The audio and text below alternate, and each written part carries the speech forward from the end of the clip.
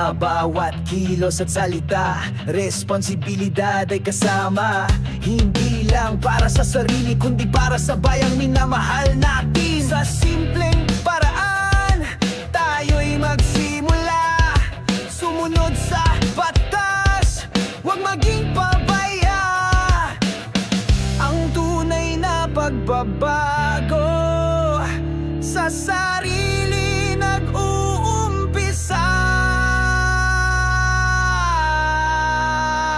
Disiplina, yan ang susi sa maunlad at payapang bansa. Kung bawat isa'y may malasakit, angat ang ating Pilipinas pag tayo'y nagkaisa.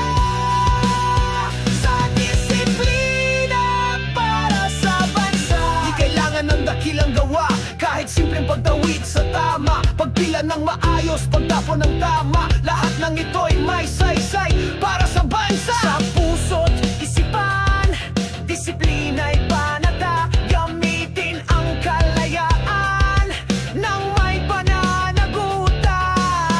Ang tunay na bayani ay may dangal at disiplina. Disiplina, yan ang susi sa maunlad at payapang bansa.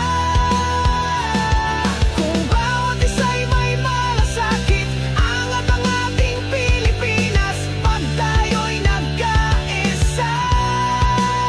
Sa disiplina para sa bansa, sama-samang hakbang tungo sa kayusan, iisa ang layunin, pagunlad ng bayan. Disiplina, yan ang susi